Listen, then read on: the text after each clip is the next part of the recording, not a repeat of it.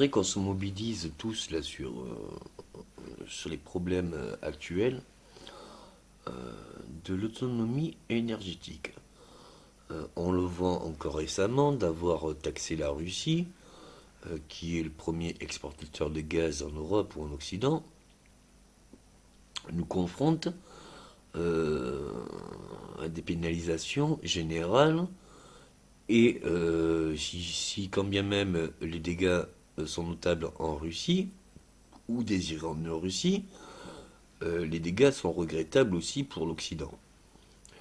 Et il en va de toute mesure que nous devons organiser dès à présent. Alors j'aimerais bien stimuler tous les gouvernements des pays européens, surtout qui sont concernés, et ils sont tous concernés, du fait que si on arrive à créer des voitures presque dans l'instantané, on doit être capable d'organiser notre autonomie énergétique. Aussi, ça serait bien presque de le faire instantané.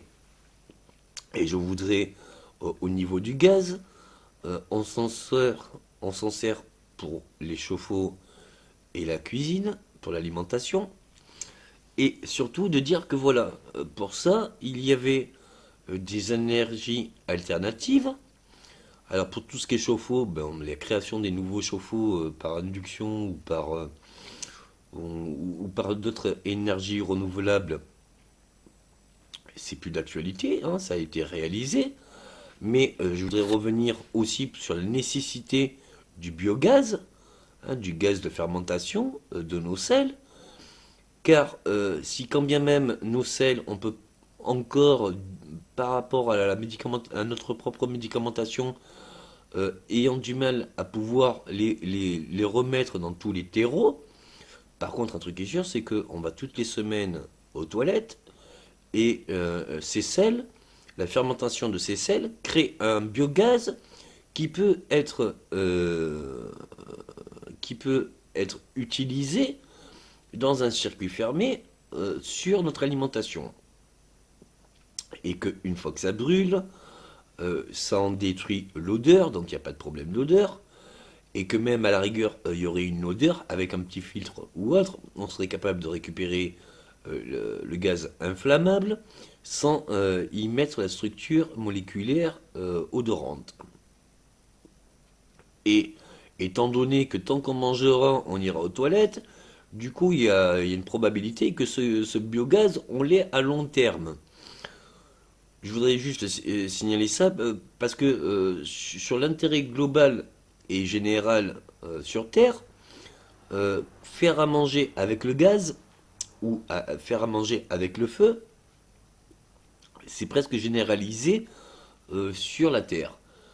Il y a un truc qui est bien clair, c'est que si on arrive à faire ce feu par, euh, par macération de nos excréments, tant qu'on fera des excréments, on pourra chauffer notre alimentation. Et tant qu'on aura une alimentation, on pourra créer des excréments. Donc le circuit est fermé. Le circuit est fermé, ça veut dire que c'est une expansion qui est proportionnelle.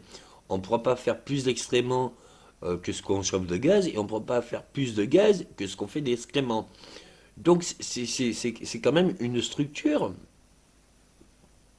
qui est un circuit fermé. La seule chose pour que ça soit possible, c'est la création ou l'organisation de nos déchets pour que ça soit faisable. A priori, l'organisation nationale serait, excusez-moi l'expression, mais serait un gros merdier. C'est-à-dire récolter tous les excréments d'une nation pour les redistribuer en biogaz serait des constructions et des modifications bien onéreuses pour un apport énergétique, même si essentiel, serait entre les dépenses et les recettes, ça en vaut pas trop le coup.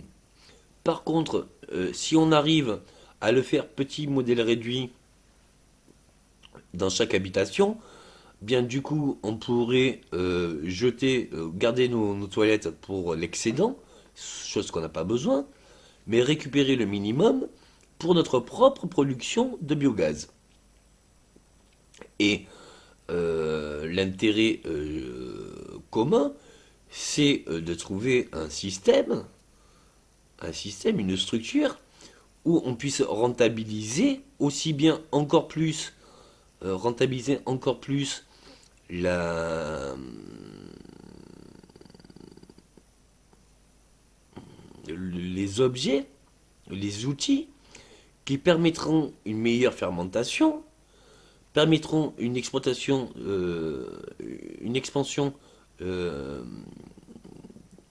cohérente de biogaz, tout en ayant un minimum d'apport de matériaux premiers. Mais je signale quand même que c'est au-delà même de l'hydrogène, c'est une énergie qui n'est pas sous-estimable. Parce que si on change d'énergie pétrolière pour en arriver à une énergie hydrogène et qu'on n'en mesure pas la continuité, c'est-à-dire que aller dans des centaines ou des millénaires, peut-être qu'on n'aura plus d'océan parce on aura tiré trop de carburant, on s'est servi trop de carburant. C'est exagéré, mais c'est un peu ça. Enfin, du moins, c'est ce qu'on a fait pour le pétrole, hein. Après, si on en prend conscience, de rentabiliser